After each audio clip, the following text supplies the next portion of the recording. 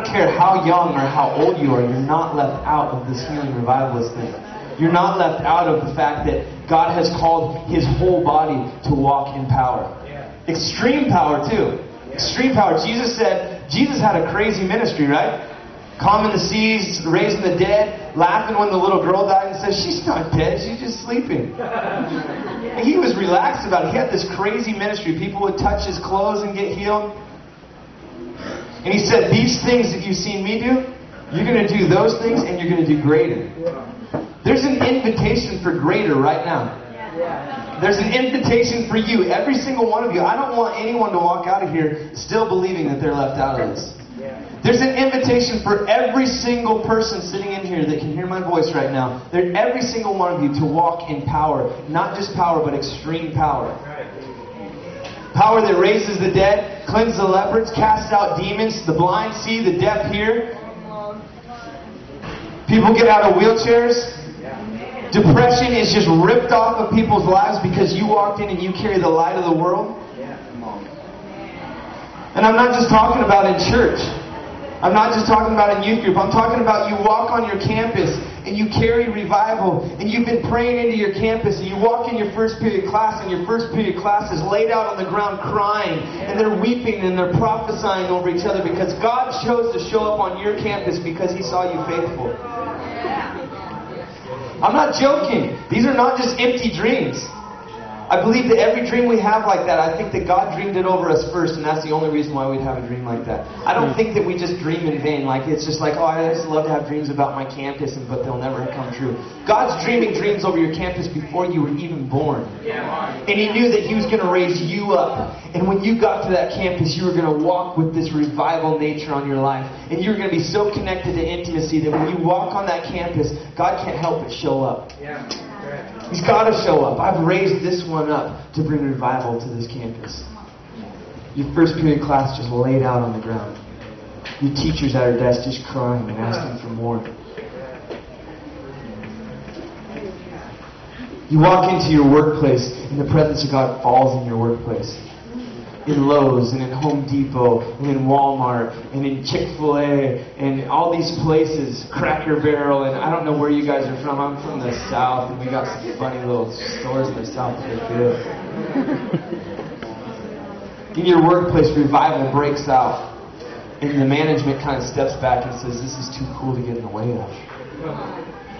And you stand up on the countertop and people are getting healed left and right and people are getting saved. I'm telling you, God's raising up lions right now. There's a time to be lions and there's a time to be lambs. God's raising up lions right now that'll walk out bold with their mane all puffed out, carrying the kingdom of heaven on fire for God. Last night we were in worship and I saw this picture and God gave me this coal. And it was a coal from a fire. Whatever, I don't know why I just explained that. A coal. Everybody knows what that is, right?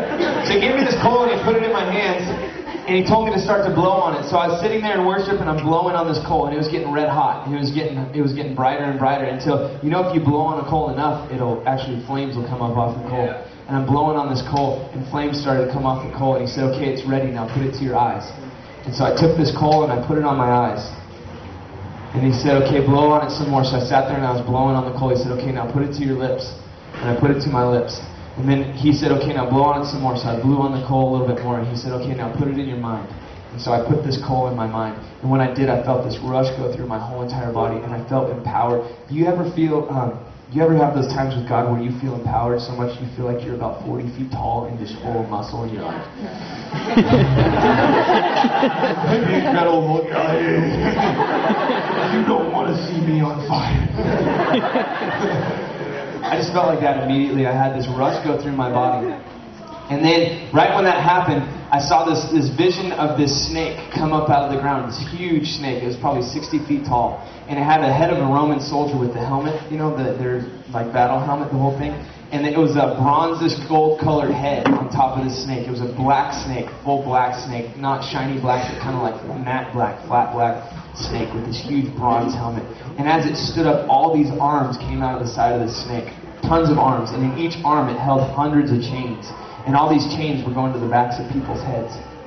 And all these people were bowed down on the ground with these chains going to the back of their heads, and it was holding these chains, and it was jerking on these chains. It had tons of arms down both sides of it. It was jerking on these chains. And then I saw the tail come up, and the tail was like a scorpion. This tail came up, and there were people running around, and its tail would go, and just plant a chain in the back of the person's head, and then it would have that chain in its hand again. It was just smack, smack, just smacking people in the head. And God said, I've raised you up for war right now. And that coal that He had planted in me, put in my hands, and put in my eyes, and put in my mouth, He said, I've raised you up for war right now. And I stood there facing this thing. It was me and this thing face to face. And then I looked at the hand of God, and in His hands, He had His hands cupped, and there were thousands upon thousands of those coals in His hands. And He said, I'm ready to give out my coals.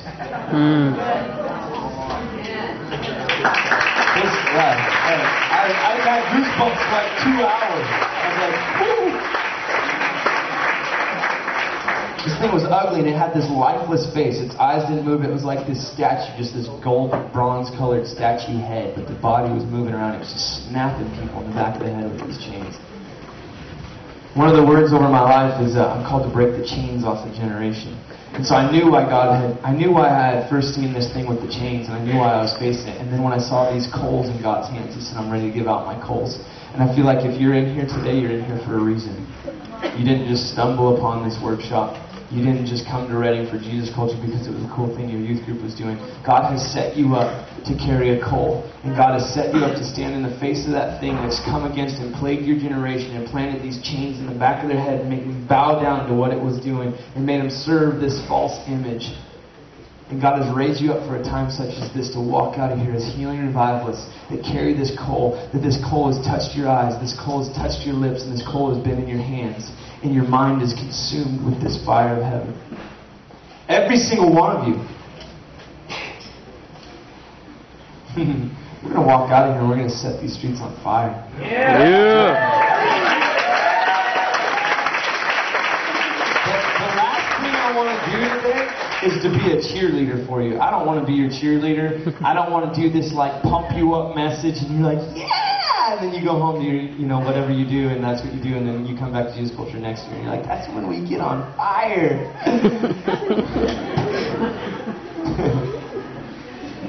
That would be a total waste of all of our time if that's what this was. If this was just an event, it would be pointless. It would be like just doing church on Sunday because that's what you do. You know? If we're not pursuing the presence of God, if we're not pursuing our cities, if we're not pursuing our schools, if we're not pursuing an intimacy that this world has never even seen yet, then it's pointless. There's a call on each one of our lives to walk in intimacy that is so radical that it completely revolutionizes the way that we do families. That completely revolutionizes the way that schools teach our students. This intimacy that brings families back together. This intimacy that completely changes marriages, where the divorce rate in America is 51%. Intimacy that you carry that changes the percentage. Where people stay married. They get married for a reason, and they stay married because you chose to be faithful with intimacy. You chose to pursue the heart of God.